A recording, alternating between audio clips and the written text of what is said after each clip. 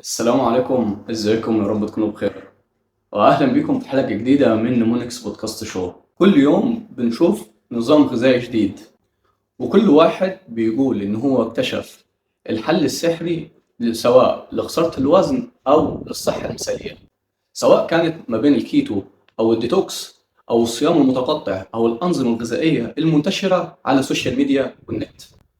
فالناس بقت محتارة، مين الصح ومين الغلط؟ وعلشان نرد على كل ده، النهارده معانا ومشرفنا الأب الروحي لطب الأقصر، الأستاذ الدكتور أحمد جادو، أستاذ الباطنة والجهاز الهضمي وكلية الطب البشري في جامعة الأقصر، وعضو البورد البريطاني، عشان نفهم الحقيقة العلمية بعيدا عن الترندات والخرافات. السلام عليكم يا دكتور أحمد، أخبار حضرتك؟ يا رب تكون بخير، ومشرفنا النهارده في المونكس بودكاست شو. عايزين نعرف منك يا دكتور أحمد تاريخ استخدام الأغذية كعلاج للأمراض. تمام. طبعا في البداية برحب بك يا دكتور أحمد وبكل ضيوفك الكرام. استخدام الغذاء في العلاج ده شيء مش جديد. يمكن الصينيين من أكثر من 5000 سنة، هم الهنود، استخدموا بعض الأغذية في علاج أمراض كثيرة، وخصوصا الأرز. الأتراك يمكن لعدة قرون استعملوا البامية في علاج السكر، وحاليا طبعا الدراسات أثبتت دور البامية في علاج السكر. سنة 1939 العالم الألماني والتر كيمنر في جامعة ديوك الأمريكية استخدم حمية الرز في علاج الضغط الخبيث. تخيل الضغط الخبيث اللي صاحبه مش بيعدي عدة شهور أو شهور قليلة يعني. نفس الحمية بتاعت الرز دي وكان معها العصاير. اكتشفوا برضه انه ممكن تعالج السكر وتعالج الضغط وتعالج السمنة وتعالج أمراض تانية. في سنة 2005 بدأ العلماء في استراليا في وضع نظام غذائي مناسب لأمراض الجهاز الهضمي وخصوصا القولون، وقسموا لنا الأغذية لأغذية عالية التخمر وأغذية منخفضة التخمر. الأخيرة المنخفضة التخمر هي الأنسب للقولون، والنظام طبعا ده 12 سنة 2010. طبعا بعد المراجعة سنة 2019 اكتشفوا أن الأغذية دي منخفضة التخمر مش بتؤدي بس إلى تحسن في علاج القولون، ده كمان اكتشفوا أنها بتؤدي إلى تحسن أمراض عصبية ونفسية ومرض الفيبروميالجيا وأمراض جلدية، ولسه هيظهر لنا كمان أمراض تاني ممكن هتتحسن. اللي يمكن في سنة 2016 دراستين كبيرتين، اللوك أهيد ستادي والدايركت ستادي، دول وضحوا دور نزول الوزن واتباع حمية غذائية محسوبة السعرات الحرارية مع الرياضة في علاج السكر. والدرجة الصادية أوضحت أن 15% نزول في السكر هيؤدي إلى 85% في أكثر شفاء تام من مرض السكر.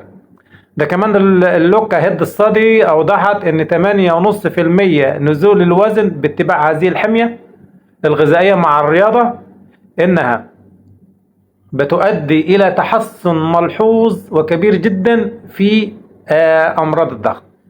وانت طبعا انت طالب يعني اكيد انت مش ناسي ان في امراض كثيرة جدا، السكر والضغط والسمنة وامراض في الجهاز الهضمي والكرونز، حاجات كثيرة جدا. الغذاء ليه دور كبير جدا، مش بس في علاجها، ده كمان ممكن يمنعها او على الاقل يقلل من الاعراض بتاعتها.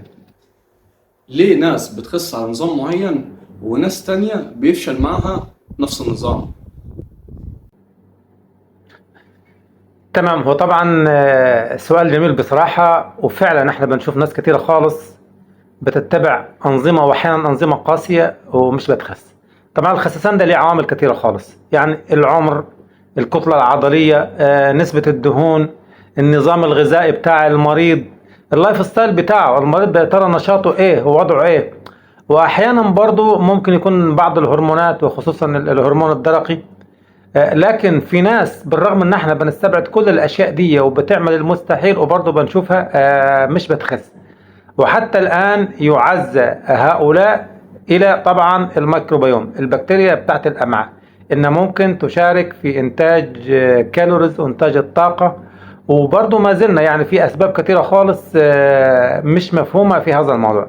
هو فعلا طبعا كل جسم له الحمية اللي تناسبه وله الوضع اللي يناسبه، وفي الآخر مع أخذ كل هذه المحاذير برضه في ناس مش بتخس. إيه أكتر خرافة غذائية بتسمعها بشكل يومي وبتستفز حضرتك كطبيب؟ لا السؤال ده طبعا بيضحكني كتير يعني. هو طبعا هي الخرافات كتيرة، لكن بصراحة أنا أكتر خرافة إن بعض الأكلات فيها أنسولين. إن مرضى السكر النوع الثاني يقول لك البصل فيه أنسولين، الحبة فيه أنسولين. يا جماعة الله يهديكم، الأنسولين لو ممكن يتاخد عن طريق الفم كنا حلينا المشكلة. الأنسولين بروتين، ولو قدرنا ندي الأنسولين عن طريق الفم حلينا مشكلة كبيرة خالص للمرضى. فطبعا ما فيش أي أغذية بتحتوي على الأنسولين، إنما الأغذية ممكن تحسن مقاومة الأنسولين. طيب هل العيش يا دكتور أحمد والأرز والمكرونة هم السبب الرئيسي للسمنة؟ طبعا سؤال جميل. وطبعا دايما أنا أقول منتجات القمح وبعد كده الرز، يعني ده أسوأ ما يتناوله الإنسان. وإن كان الرز طبعا أحسن بالقمح بكتير، لأن الرز استخدم في علاج أمراض كتير، لكن هما الاثنين من حيث السعرات الحرارية ومشاكلهم في السكر، وهما الاثنين محفزين لإفراز الأنسولين. طبعا هرمون الأنسولين ده أحد الأسباب اللي هي ممكن تزود الوزن، لأن هو هرمون باني، مع الأسف باني للدهون. أي سعرات حرارية زيادة هيخزنها على هيئة دهون. فطبعا هم مش السبب الرئيسي، هم مساعدين في السمنة. لكن في النهاية لو واحد بياكل عيش ورز بس متحكم في السعرات الحرارية، لا مش هتحصل له سمنة، لأن هي عادة السعرات الحرارية الداخلة والسعرات اللي احنا بنحرقها هي الفيصل في موضوع السمنة. طيب الكيتو دايت هل هو نظام غذائي فعال ولا هو موضة؟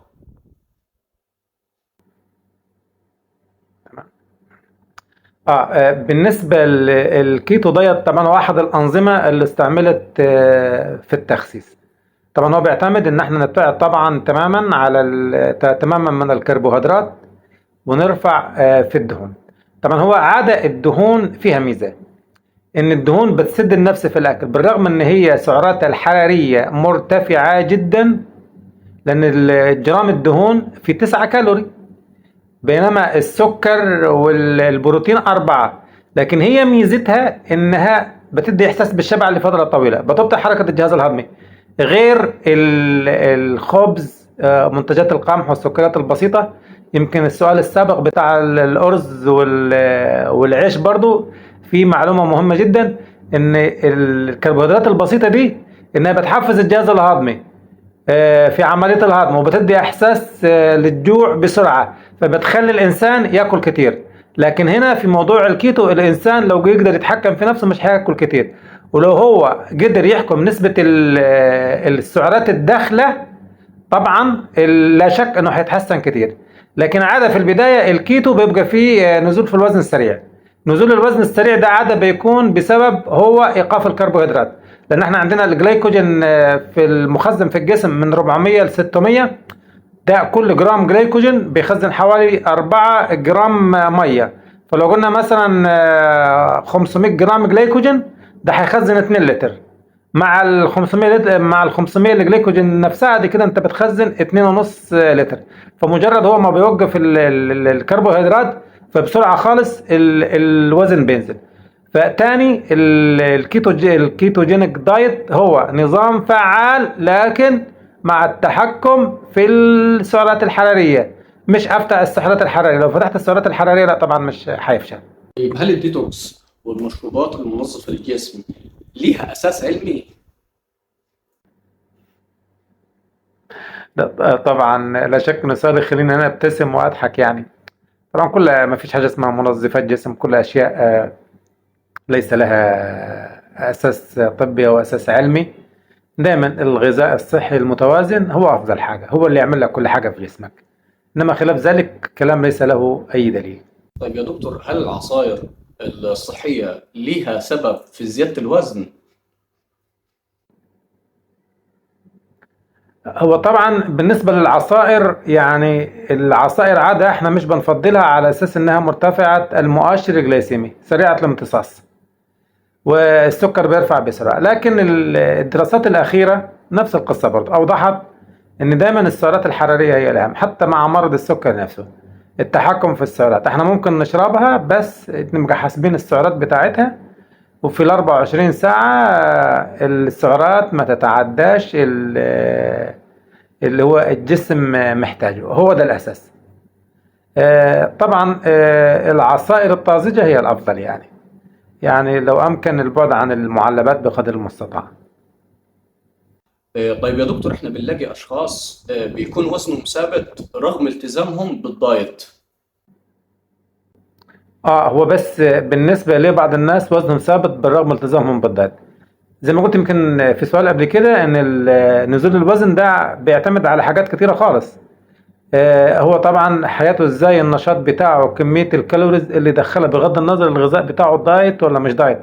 لازم نحسب الكالوريز. ممكن يكون هو دايت وبياكل كمية قليلة من الدهون، لكن الدهون طبعا زي ما انت عارف السعرات الحرارية الجرام 9، بينما 9 كالوري، بينما السكريات والبروتينات 4 كالوريز.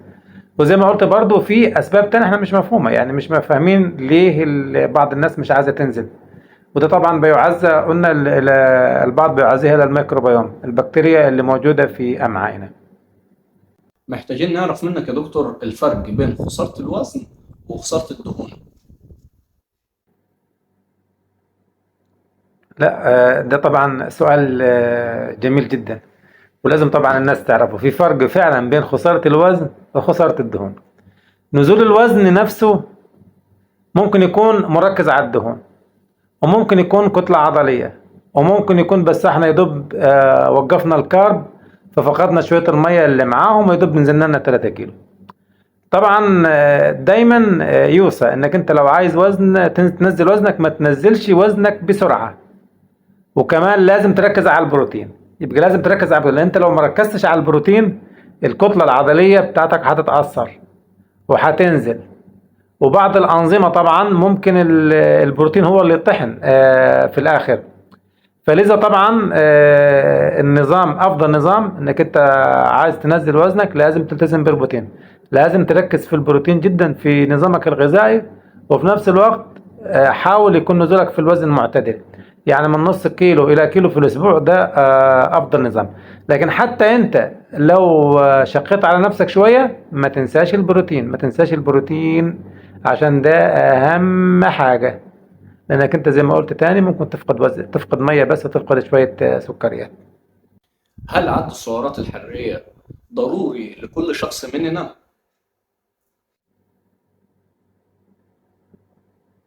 أعتقد يمكن ده أجمل سؤال النهاردة وأهم سؤال.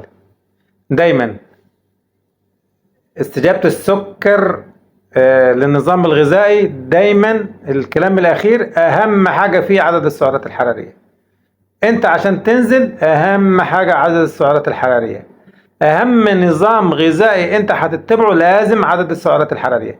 فلازم كل واحد عايز ينزل لازم يدخل ويثقف نفسه ويعرف جسمه محتاج كام، وفي فورمولات جاهزة على النت بس يحط بياناته وهتديه.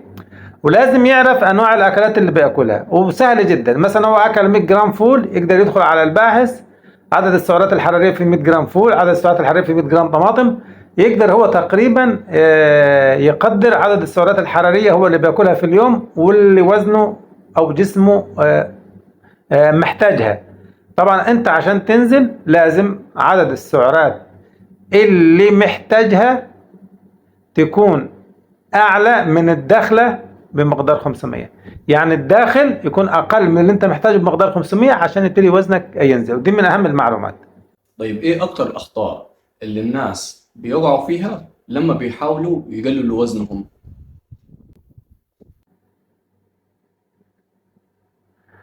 طبعا من المعلومات الاخطاء المهمه جدا اللي بيقع فيها الناس عند انقاص الوزن.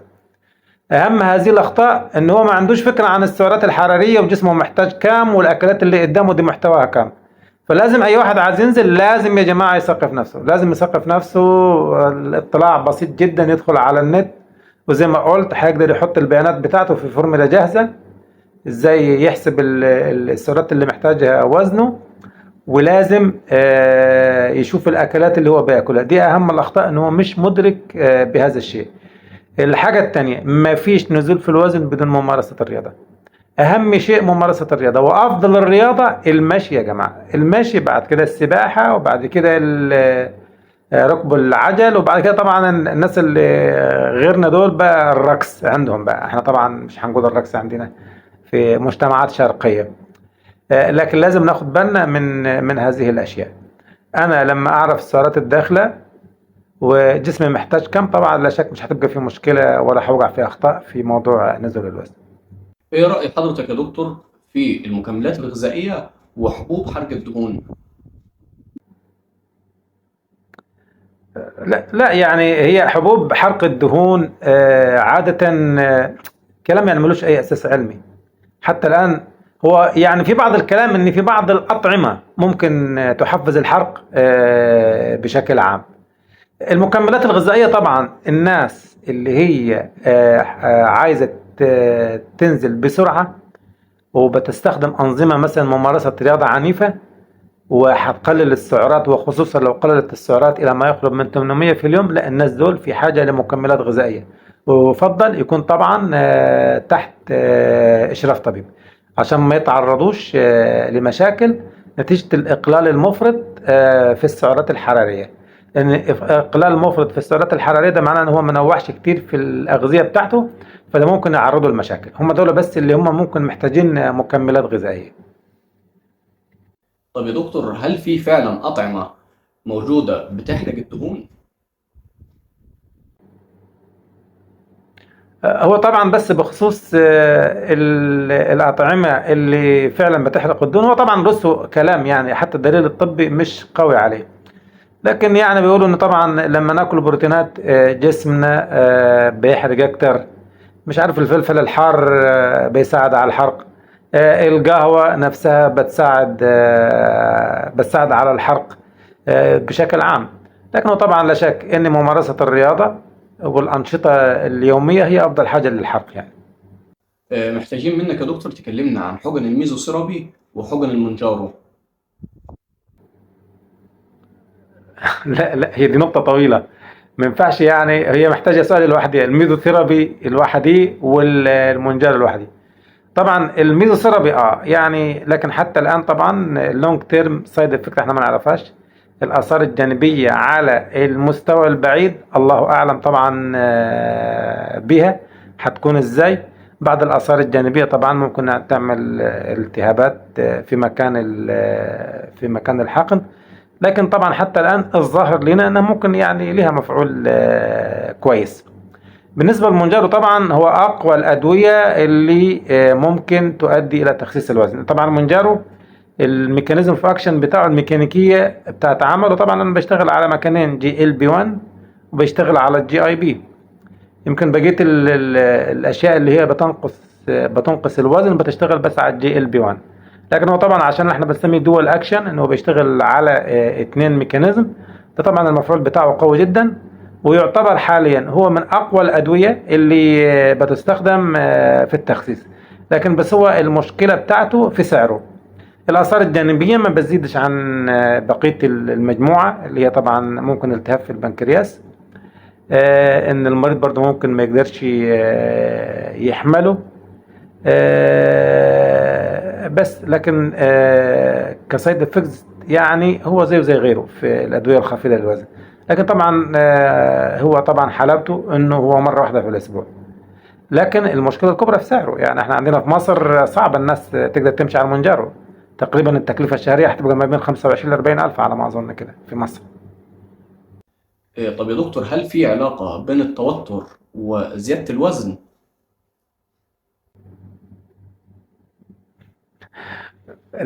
هو العلاقة بين التوتر وزيادة الوزن طبعا هو واضح جدا في الحريم. دايما الحريم لما بيتوتروا بياكلوا كتير، وده طبعا هو السبب الرئيسي لزيادة الوزن مش سبب آخر.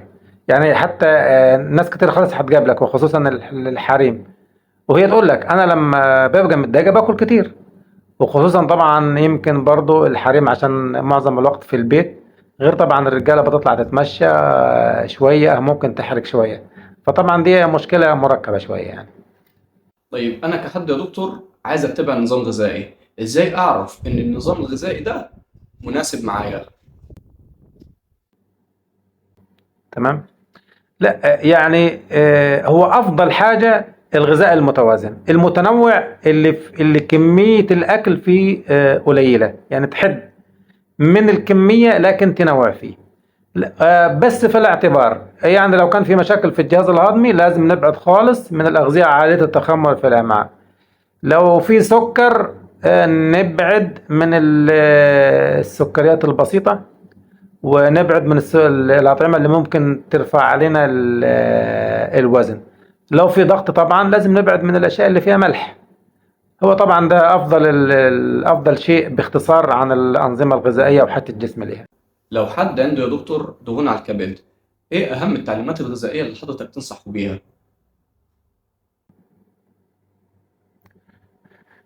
تمام. طبعا دهون الكبد دي مشكلة عويصة جدا، ويمكن كان العبد لله سنة 2006 يعني رسالة الماجستير بتاعتي كانت في دهون الكبد، وكنت من أوائل الناس اللي اشتغلوا في هذا الموضوع، وكان في الوقت ده يعني ما فيش حد شغال عليه.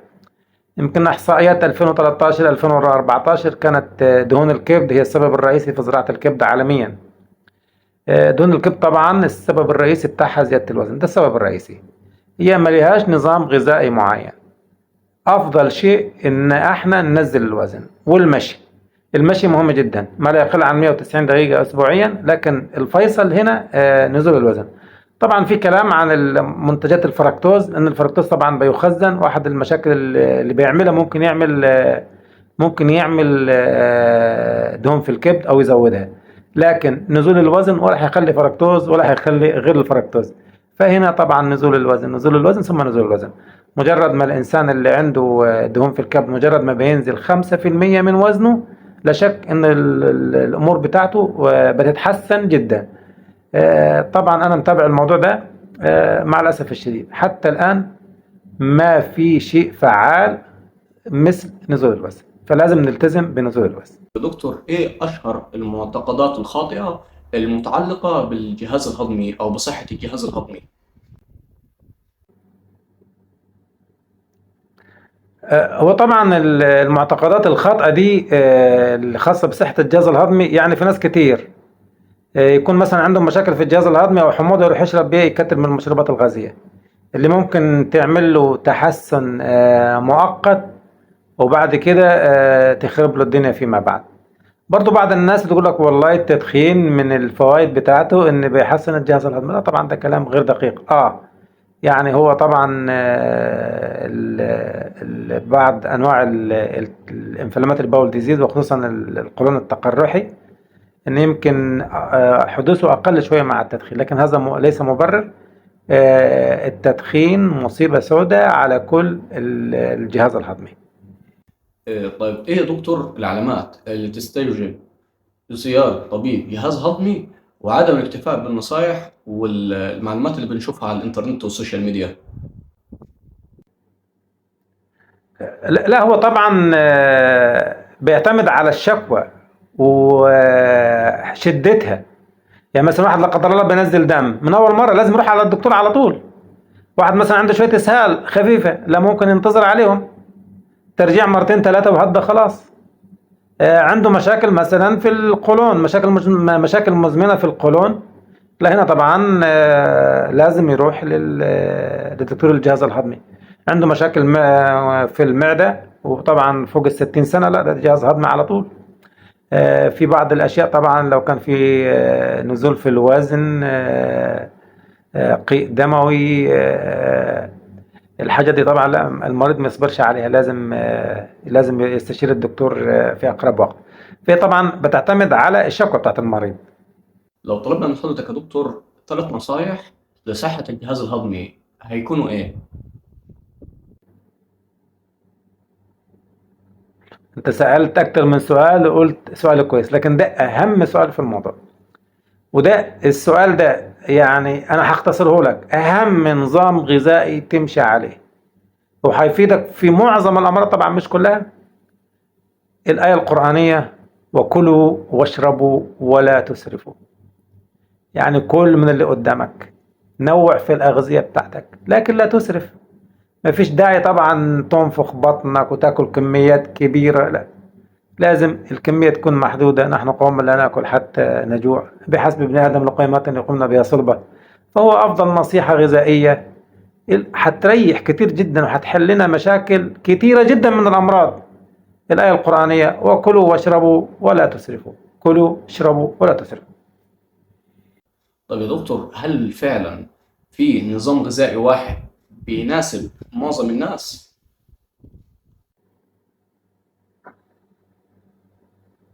لا طبعا لا شك مفيش نظام غذائي واحد يناسب كل الأمراض. كل مرض ليه اللي يناسبه، وممكن نظام ينفع مع عدة أمراض. زي ما احنا قلنا نظام الأغذية قليلة التخمر في الأمعاء، اللي اكتشفوا انه بعد كده كمان بيعالج مشاكل عصبية ومشاكل نفسية ومشاكل جلدية. غير انه طبعا النزول الوزن المصاحب ليه هيؤدي الى طبعا تحسن في السكر وامراض الضغط. فلا طبعا ما فيش تعميم، كل مرض ليه الغذاء المناسب ليه. بنشكر الدكتور أحمد جادو، أستاذ الباطنة والجهاز الهضمي. شرفتنا النهارده يا دكتور. طبعا سعدت بيك وسعدت بكل السادة المستمعين والمتابعين ليك، وإن شاء الله أتمنى لكم جميعا التوفيق وصحة جيدة، وربنا يحفظنا سبحانه وتعالى جميعا. السلام عليكم ورحمة الله وبركاته. وفي النهاية، الصحة مش ترند، ومش كل معلومة منتشرة على السوشيال ميديا تبقى صحيحة. نتمنى إنكم تكونوا استفدتوا من حلقتنا، ولو عندكم أي أسئلة أو أي اقتراحات اكتبوها لنا تحت في الكومنتات، وإن شاء الله هنشوفها ونرد عليها. وما تنسوش تدعمونا بلايك وشير وكومنت، وإن شاء الله نشوفكم في الحلقات الجاية. وسلام.